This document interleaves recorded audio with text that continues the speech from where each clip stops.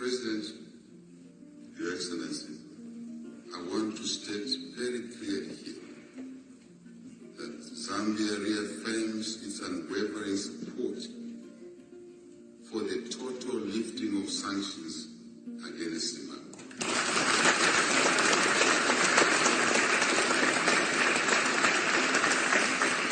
If these sanctions had their value at the time, the value has expired.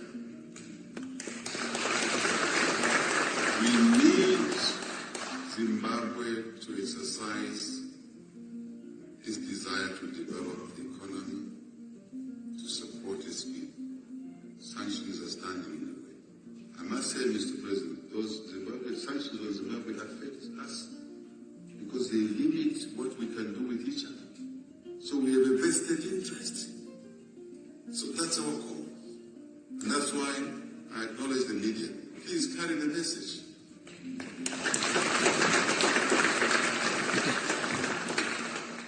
I think, Mr. President, having encouraged ourselves in all respects, you touched, and I want to repeat, peace, security, stability is the environment that will allow us to do what we're talking about here, what we're doing with the Binational Commission. Without peace, security, stability, and you gave the examples of Eastern DRC, Mr. President, next door, Cabo Delgado, both of us are neighbors to Mozambique, Cabo Delgado, northern Mozambique, where we all had sent our troops there. Instability, anywhere it's instability. You said it all, I will not waste time. You said it all, Mr. President. And I want to echo what you said. Let's maintain peace, security, and stability in Zimbabwe, in Zambia, in SADC, on the continent of Africa, and globally. Because we've all seen the effect of the Ukraine-Russia war on us, on the continent. So we seek peace. The two countries talk peace. So we can have all the time we need and resources, skills to drive the development agenda. Nothing else. So we can offer opportunities to our two peoples, for jobs, for businesses, and also, Mr. President, to enhance treasury income, to support kids in school, the sick in hospitals, the old, the retired, those that live with disabilities. So this Binational Commission is about offering opportunities to our Zambian citizens. These boundaries, Mr. President, were drawn for us, not by ourselves, but by Africa. And they created a separation such like Zimbabweans are different from Zambians. No, we're not different. From my village in the south, it went for the Lake Kariba, which was constructed. In the dry season, we used to walk. There's a point we used to walk across to go to Burkina. Just walk over the Zambezi at the lower point of the river. So, but today I need a passport to go to Burkina. And my relatives need a passport to come to Zambia.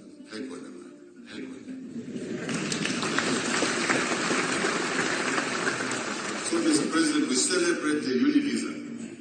That's the point I wanted to make. We celebrate the Univisa that allows our people to move freely, and they should do so. Maybe if there's anything else that stands in the way, we must deal with it. Otherwise, Mr. President, thank you very much. We are here to confirm to everybody that our partnership is excellent, our relationship is excellent. We want all of us to invest in it for the greater good of our citizens. I conclude again with deep appreciation of you, Mr. President, Your Excellency, and the people of Zimbabwe's hospitality, and reaffirm Zambia's enduring ongoing partnership and commitment to strengthening our and historic relationship. Viva Zimbabwe! Viva Zimbabwe! Viva Zambia! May God bless us all. I think you are ahead of us on the lithium side.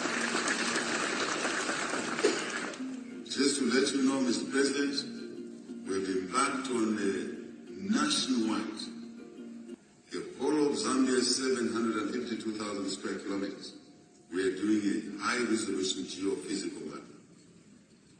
And I want to apologize that sometimes we fly, you see yellow planes straying into the Zimbabwe territory. They are friendly planes.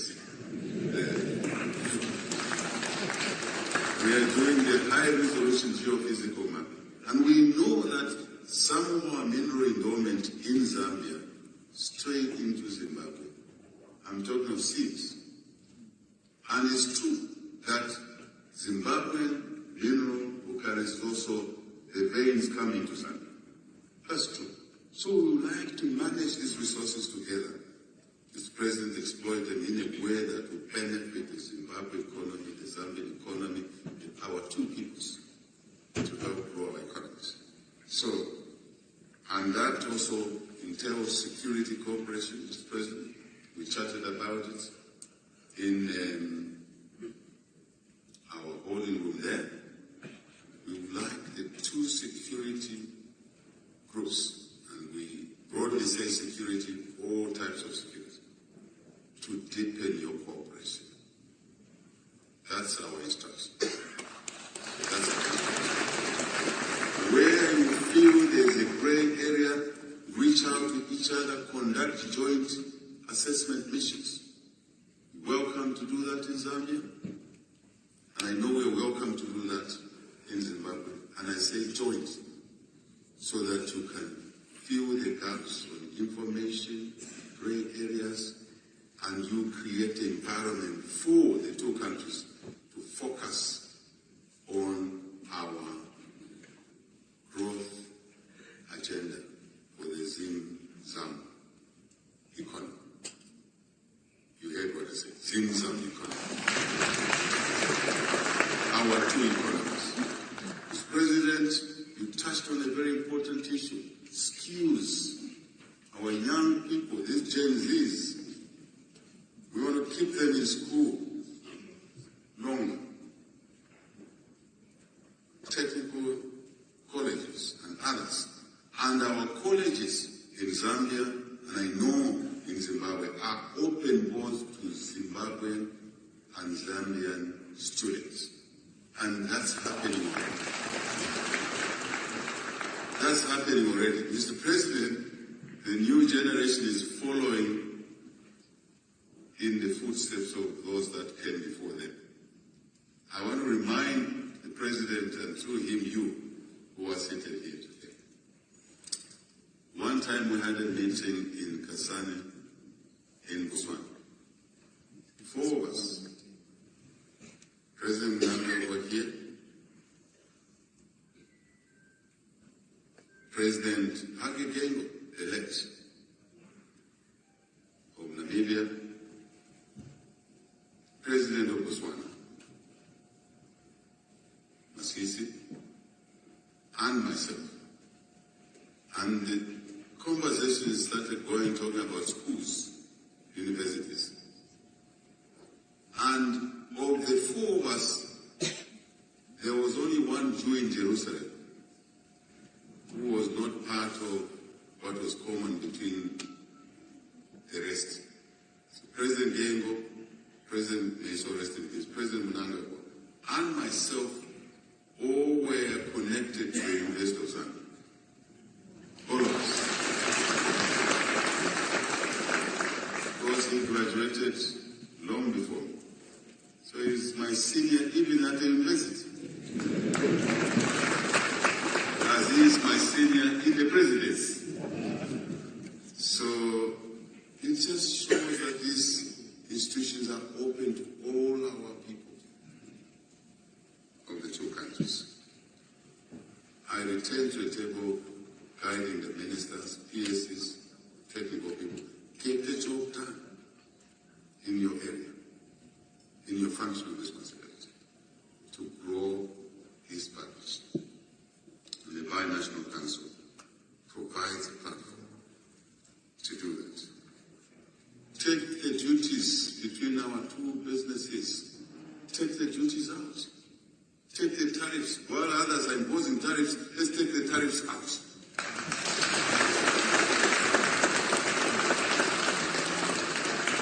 Then we'll have more broad transactions in our two countries.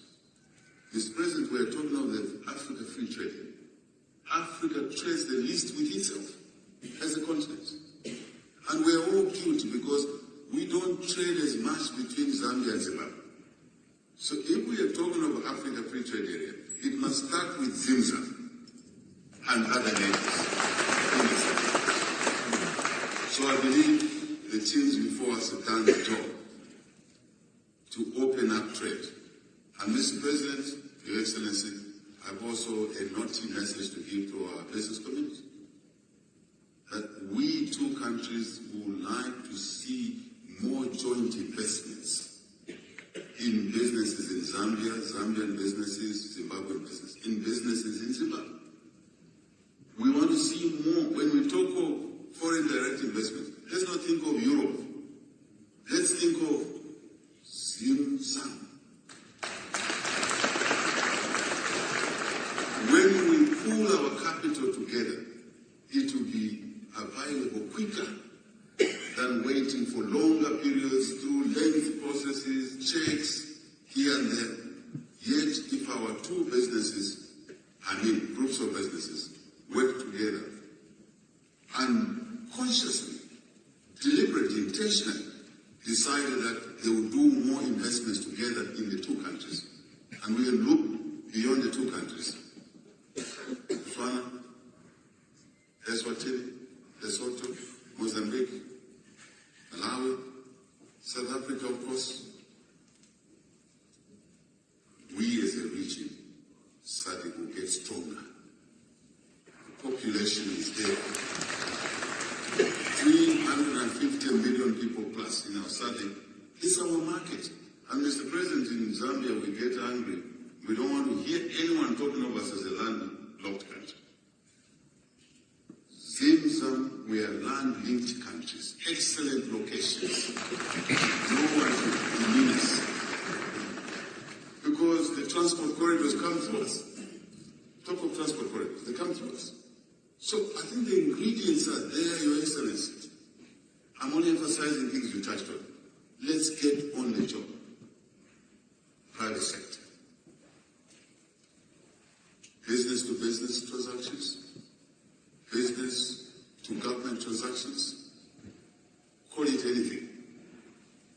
Let's give opportunities for jobs, for businesses to the people of Zimbabwe and Zambia, encouraging expansionist behavior between our two peoples, businesses and governments. Mr. President, I've issued a guidance to my Commerce Minister that anything that stands in the way of goods that are manufactured here and are in demand in Zambia must be removed. And I believe vice versa is what will happen. Electricity issues, we are hit by the shortage of electricity. We've asked my minister to work with his counterpart to make sure that the wheeling arrangements, transmission capability must be enhanced. And I think, I don't want to go into detail. That's for the ministers to help us to. I'm just repeating what the President has said, which shows that we are aligned. If we are aligned with my elder and senior, not just senior at UNZA, but senior in leadership, you should be aligned.